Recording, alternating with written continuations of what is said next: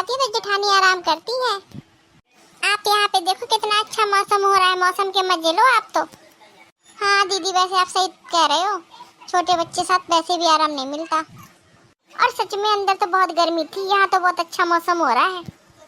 वही तो, अंदर तो सारा दिन बैठी बैठी घुटती रहती हो, थोड़ी बहुत देर यहाँ पे खड़े होकर ग्रिल पर हवा के मजे लिया करो। वैसे भाभी, छोटी भाभी आपके पास बैठी थी क्या? हाँ दीदी, थोड़ी दुखी थी। आपने कुछ कह दिया था क्या उससे? नहीं भाभी, मैंने तो कुछ नहीं कहा उससे। आपसे कुछ कहा क्या उन्होंने? आपसे उन्होंने कुछ कहा क्या? दीदी, आपने उनके रंग के बारे में कुछ बोला था क्या? जो सच था वही बोला। एक आप हो इतनी सुंदर, एक आप खुद को देखो। आप 10 लोग के बीच में बैठती ना तो बताते हुए अच्छा लगता है कि मेरी भाभी हैं।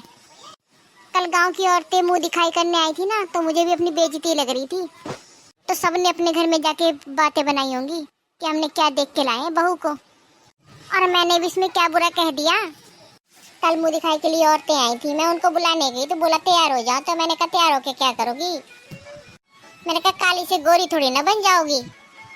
पापा ने मेरी चलने नहीं दी, वरना मैं आपको पसंद करके लाई थी। 20 लोगों में बैठा दो तो भी कहेंगे हाँ ये बहू है।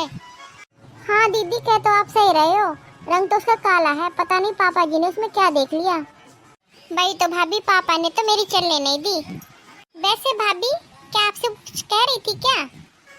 हाँ दीदी, वो आपकी मम्मी जी की बुराई कर रही थी। कह रही थी अभी शादी के 2 दिन नहीं हुए हैं, सास और ननद के तो रूप सामने आने लगे।